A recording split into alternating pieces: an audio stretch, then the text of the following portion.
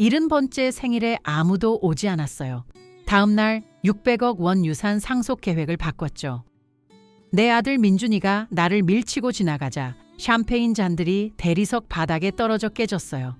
변호사는 이미 판사에게 긴급 전화를 걸고 있었고 내 딸 수연이는 모든 것을 핸드폰으로 촬영하면서 남편 동욱이에게 침해 증거라고 속삭였죠. 동욱이는 마치 범죄 현장처럼 내 발 주변에 흩어진 깨진 유리 조각들을 사진 찍고 있었어요. 그들은 내 70번째 생일 파티에 축하하러 온 것이 아니라 내가 내 일을 처리하기에는 너무 정신이 나갔다고 가족들을 설득한 후 금치산자 선고 서류를 전달하러 왔을 때 승리했다고 생각했죠. 하지만 그들이 모르는 것은 내가 6개월 동안 그들을 녹음해왔고 이미 550억 원을 해외로 빼돌렸으며 그들의 착하고 혼란스러운 늙은 엄마가 인생에서 가장 긴 사기를 쳤다는 것이었어요. 이 영상을 보고 계신다면 구독하시고 어디에서 보고 계신지 알려주세요. 잠시 과거로 돌아가 600억 원 자산가인 은퇴한 항공우주 엔지니어였던 내가 어떻게 200명의 손님을 위해 마련된 연회장에서 혼자 서서 빈 의자들을 바라보며 내 자녀들이 나를 정신적으로 무능력하다고 선고하려 한다는 것을 알게 되었는지 말씀드릴게요. 6개월 전 화요일 아침 7시 43분 나는 워싱턴 호수가 내려다 보이는 아침 식사 공간에 앉아 있었는데 수연이가 내 손님용 화장실에서 전화하는 소리를 들었어요. 환풍기가 그녀의 목소리를 덮을 거라고 생각했겠지만 외도를 속삭이는 남편과 40년 동안 결혼 생활을 하면서 백색 소음을 뚫고 듣는 법을 배웠죠. 엄마는 완전히 정신이 나갔어. 그녀가 말했어요. 어제 나를 2번이나 지연이라고 불렀어. 지연이는 1987년에 죽은 엄마의 여동생이었잖아. 엄마가 모든 것을 자선단체에 기부하거나 수영장 관리인과 결혼하기 전에 이 일을 서둘러야 해. 나는 수영장 관리인이 없어요. 심지어 수영장도 없죠. 하지만 그 말은 내 딸이 나를 어떻게 생각하는지 모든 것을 말해줬어요. 주름진 피부로 감싸인 걸어 다니는 지갑, 자기 생각조차 제대로 모르는 멍청이로 말이죠. 과소평가되는 것의 좋은 점은 그것을 사용하는 방법을 안다면 모든 힘을 가질 수 있다는 것이죠. 그래서 나는 계산된 실수를 하기 시작했어요. 수연이를 지연이라고 더 자주 불렀죠. 점심 약속을 잊어버렸어요. 가스 연결을 먼저 제거한 후 가스레인지를 켜놓은 적도 있었죠. 나는 그들이 자신들의 계획이 효과가 있다고 생각하게 만들고 싶었어요. 하지만 당신의 돈을 원하는 성인 자녀들의 문제는 그들이 이기고 있다고 생각할 때 허술해진다는 것이죠. 민준이는 가족 저녁 식사에 박 원장을 데려오기 시작했는데 그는 나에게 클럽에서 만난 친구라고 소개했지만 나는 그가 오리건주에서 허위 능력 평가로 면허를 잃은 노인 정신과 의사라는 것을 잘 알고 있었죠. 수연이의 남편 동욱이 브룩스 브라더스 옷을 입은 그 뱀 같은 놈은 내가 오후 약을 먹고 혼란스러워 한다고 생각할 때마다 내게 서명할 서류를 들고 나타났어요. 그냥 일상적인 일이에요, 엄마 라고 말하면서요. 참고로 그 약은 비타민C였어요. 하지만 나는 혈압약을 비타민 병에 옮겨 담고 손을 약간 떨면서 공개적으로 복용했죠. 늙고 허약해 보이도록 말이에요. 3주 후 나는 그들의 전체 계획을 엿들었어요.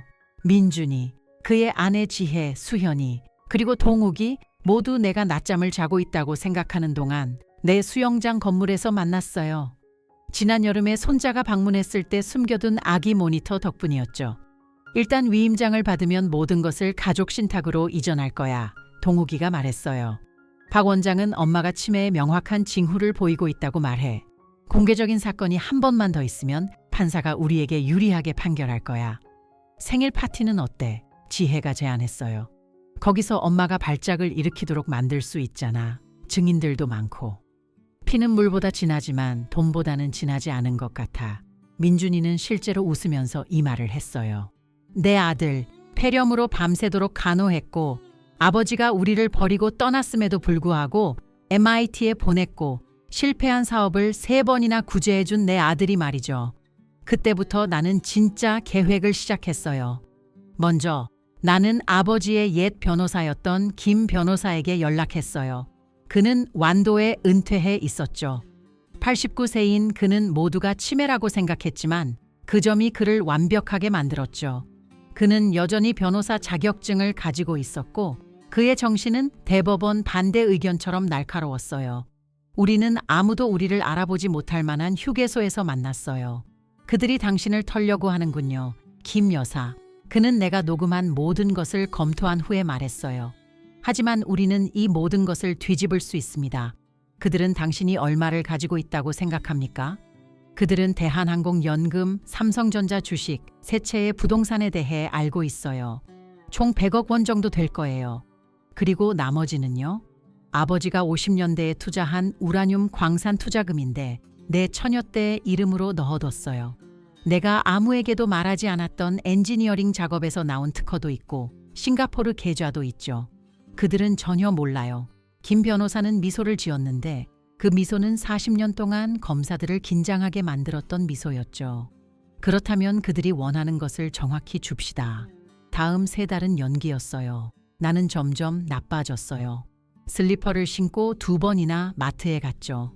차가 차고에 있는데 도난당했다고 경찰에 신고했어요. 각 사건은 신중하게 계획되었고 각 증인은 전략적으로 선택되었죠.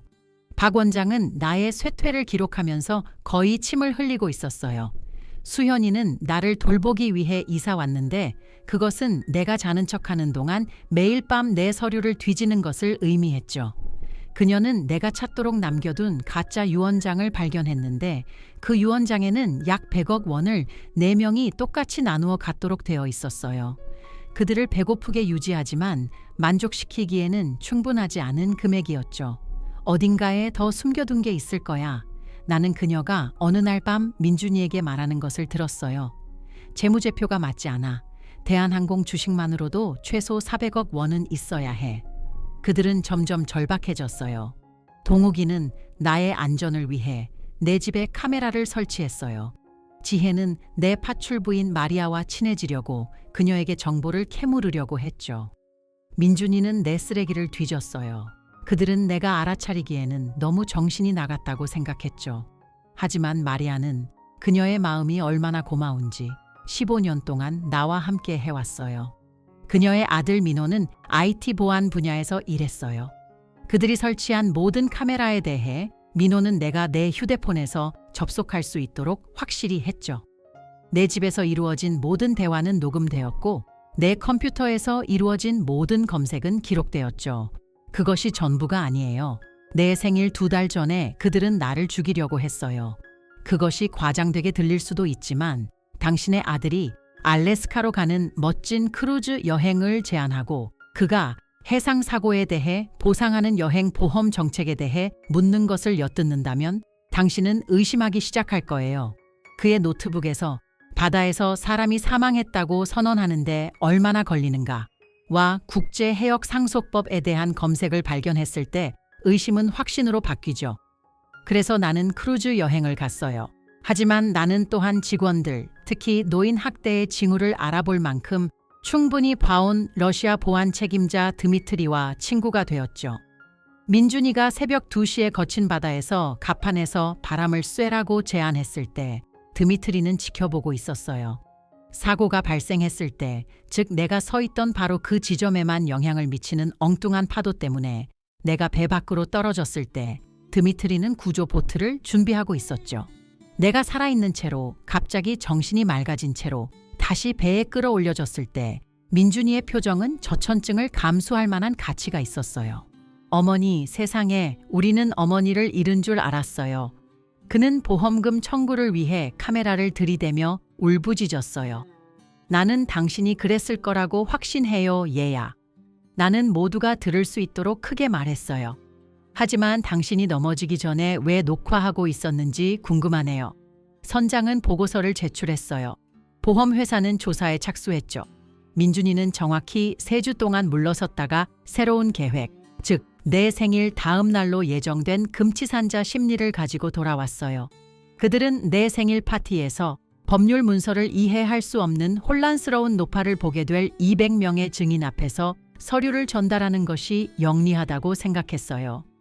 하지만 그 증인들 중 아무도 나타나지 않았는데 왜냐하면 내 자녀들이 내 악화되는 상태 때문에 파티가 취소되었다고 손님 목록에 있는 모든 사람에게 전화했기 때문이죠. 우리는 엄마를 당황하게 만들고 싶지 않았어요. 수현이는 내 가장 친한 친구인 미경이에게 말했고 그녀는 즉시 나에게 전화했죠. 그래서 나는 이 특별한 날을 위해 특별히 구입한 400만 원짜리 드레스를 입고 내가 직접 장식한 꽃으로 장식된 연회장에서 아무도 먹지 않을 200인용 생일 케이크를 바라보며 서 있었어요. 내가 고용한 현악 사중주는 빈 의자를 향해 연주했어요. 샴페인 분수는 유령을 위해 솟아올랐죠. 정확히 저녁 8시에 그들은 들어왔어요. 그들 모두 장례식에 참석하는 것처럼 옷을 입고 박 원장과 그들의 변호사 이 변호사가 뒤따라왔죠. 어머니, 수연이는 거짓 걱정으로 가득 찬 목소리로 말했어요. 무슨 짓을 하신 거예요? 오늘 밤 파티는 없어요. 우리가 취소했잖아요. 기억 안 나세요? 이건 또 다른 혼란스러운 발작일 뿐이에요. 그때 그들은 나에게 서류를 전달했어요. 바로 그 자리에서 내 생일 케이크 옆에서 그들은 내가 더 이상 내 일을 처리할 능력이 없으며 민준이와 수연이가 월요일 아침 판사의 최종 판결이 내려질 때까지 즉시 모든 것을 통제하게 될 것이라고 명시된 문서를 내게 건넸죠. 40년 동안 항공우주 엔지니어링 분야에서 일하는 여성의 좋은 점은 모든 것을 기록하는 법을 배운다는 것이죠. 모든 경멸, 모든 훼손된 프로젝트, 모든 도난당한 아이디어, 그것은 습관이 되죠. 그래서 이 변호사가 김 여사님 아셔야 합니다. 이건 당신을 위한 것입니다. 라고 말했을 때 나는 준비가 되어 있었어요. 이 변호사님, 나는 갑자기 맑아진 목소리로 말했어요. 허위 의료 행위를 통해 노인의 자산을 사취하려는 음모를 꾸미는 것이 연방 범죄라는 것을 알고 계십니까? 샴페인 분수 소리 외에는 방 안이 조용해졌어요. 나는 내 휴대폰을 꺼내 첫 번째 녹음 파일을 재생했어요. 동욱이와 수연이가 파티에서 엄마가 발작을 일으키도록 계획하는 것, 그런 다음 민준이가 크루즈 사고에 대해 논의하는 것, 그런 다음 박 원장이 실제로 나를 진찰한 적은 없지만 어쨌든 나의 무능함을 증언할 것이라고 인정하는 것, 우리들을 녹음했어요. 수연이는 숨을 헐떡이며 말했어요. 당신의 집에서요. 내 집, 내 규칙, 나는 말했어요. 그리고 김 변호사님, 이제 들어오셔도 됩니다. 김 변호사는 2명의 FBI 요원과 내가 요청하여 지난 3개월 동안 나를 관찰해온 실제 정신과 의사인 박 원장과 함께 들어왔어요. 김 여사는 인지 저하의 징후를 보이지 않습니다. 박 원장은 발표했어요. 사실 이 방역 작전의 계획과 실행은 뛰어난 정신적 예민함을 보여줍니다. FBI 요원들이 앞으로 나섰어요. 김민준, 김수현, 김동욱, 김지혜, 그리고 박 원장님, 당신들은 노인 사기 공모, 살인 미수, 그리고 공갈 혐의로 체포합니다. 그들의 얼굴에 나타난 표정, 즉 충격, 분노, 불신은 거의 텅 빈 파티를 보상해주는 것 같았어요. 거의. 하지만 돈은요. 지혜는 수갑을 채우자 객소리를 질렀어요. 나머지 돈은 어디 있어요? 없어졌어요. 나는 간단하게 말했어요. 당신들이 설립한 유령 회사가 아닌 실제 자선단체로 이체되었죠. 집들은 이제 보존 신탁에 있어요. 당신들은 절대 손댈 수 없어요. 주식 옵션은요. 해산되어 여성들을 위한 MIT의 공학장학금 기금에 기부되었죠. 오늘 아침 현재 나는 정확히 10억 원의 가치가 있어요. 편안하게 살기에는 충분하지만 나를 죽일 만큼은 아니죠. 하지만 그것은 거짓말이었어요. 해외 계좌에 있는 550억 원은 안전했고 내가 새로운 삶을 시작하기를 기다리고 있었죠. 그들이 연방 교도소에서 그것을 알게 될 일은 없겠지만요. 민준이는 내게 달려들었지만 FB 요원들이 그를 막았어요. 당신은 우리 엄마가 아니야. 우리 엄마는 절대 우리에게 이러지 않을 거야. 당신들의 엄마는 당신들이 그녀를 배에서 밀어내려고 했던 날 죽었어요. 나는 말했어요. 나는 그저 살아남은 여자일 뿐이에요.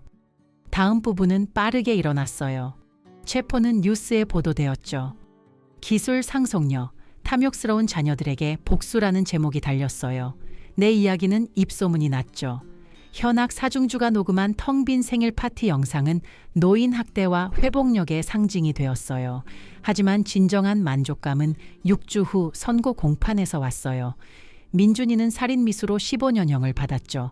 수현이는 사기로 10년형을 받았어요. 동국이는 공모와 문서 위조로 12년형을 받았죠. 지혜는 자신의 역할에 대해 8년형을 받았어요. 박 원장은 영구적으로 의료 면허를 잃었고 7년형을 받았죠. 내 나이에 그 형량은 사실상 종신형이었어요.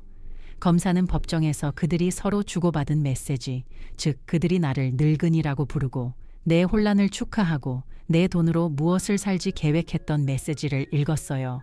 수연이는 요트를 원했죠. 민준이는 암호화폐에 투자할 예정이었죠. 돈국이는 상원의원에 출마하는 것을 염두에 두고 있었죠. 지혜는 그저 성형수술과 말리부에 있는 집을 원했을 뿐이었죠. 어머니에게 할 말이 있습니까?